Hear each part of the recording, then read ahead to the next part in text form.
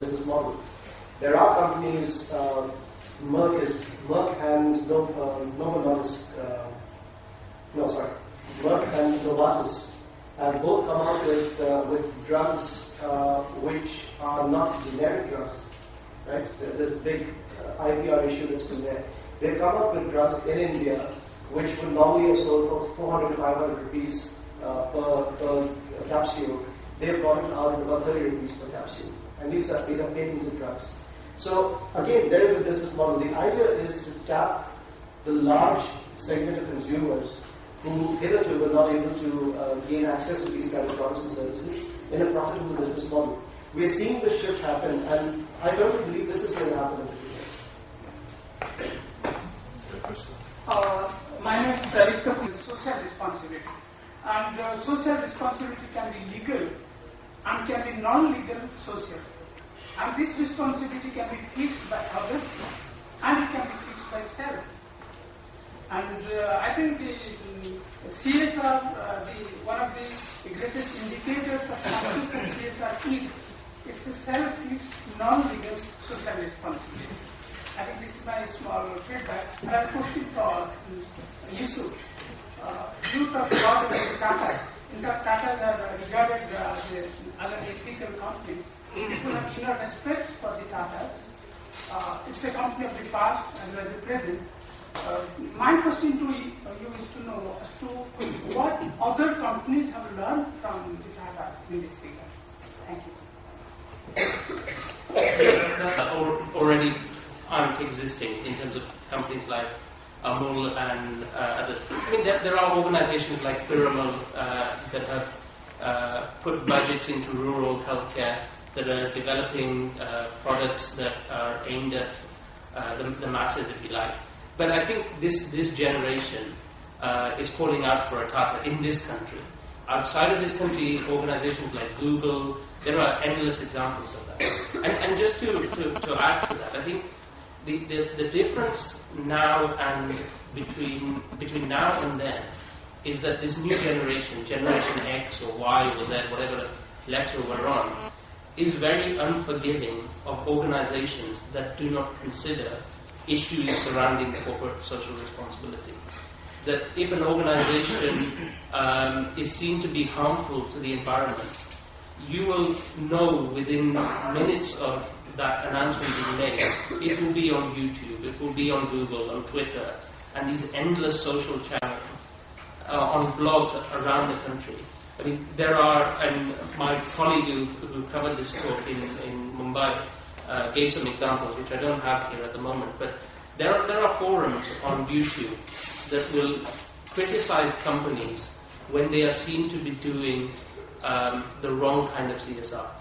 And they are very unforgiving. I mean, there will be blogs put up within minutes, which are now, if a company, I think McDonald's made a commitment to some kind of environmental program in the States. And within hours, there were blogs put up criticizing them for what they were called, what's called as greenwashing. Putting PR spin to environmental concerns.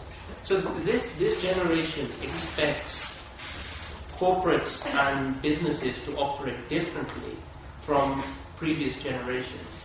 And they have the technology that can communicate this en masse. So that's why I say that there is a call for more Tata-type businesses, but with a new spin as well. I'd like to add to that.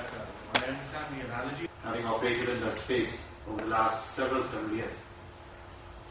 Cut from that date to today, you've seen Sudhir Bharti Mittal has, I work for the Tata, like I said earlier, but Sudhir Bharti Mittal, out of a single enterprise, has today been able to match the girth that we have expanded right across the country to about 100,000 lakh rupee, crore rupee man or whatever. So that's Sudhir Mittal, and then that's Tata. Businesses have also become much bigger, much faster, much quicker.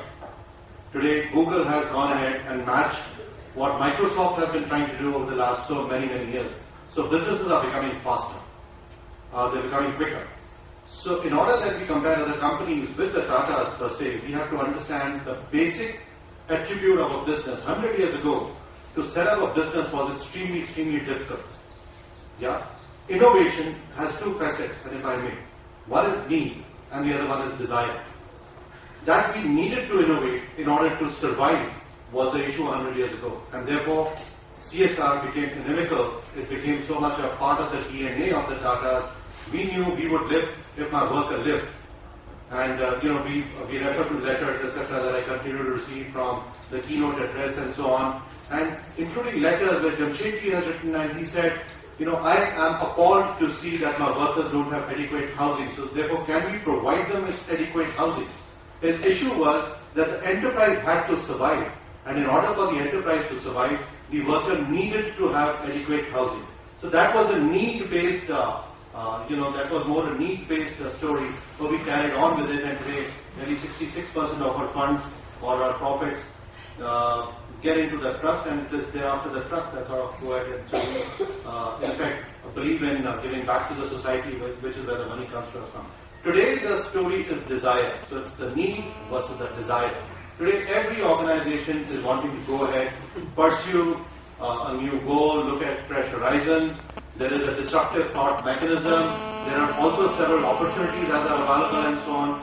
So I think there are several organizations that are understanding it. Forums like this really contribute in terms of plowing back home that message.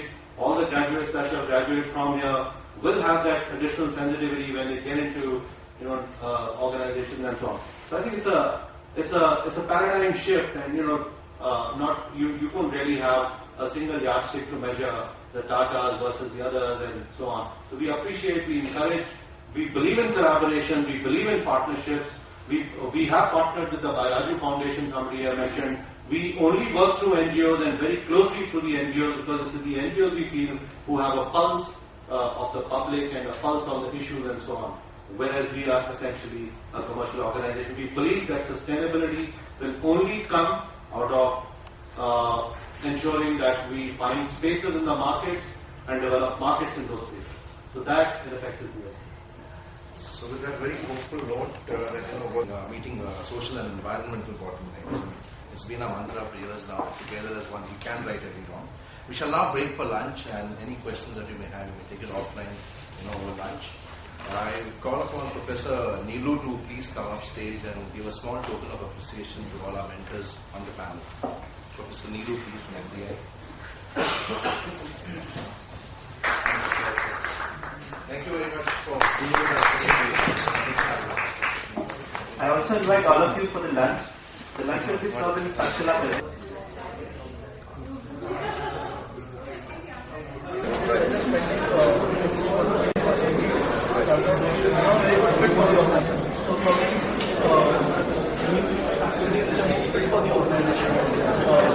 The product of the organization,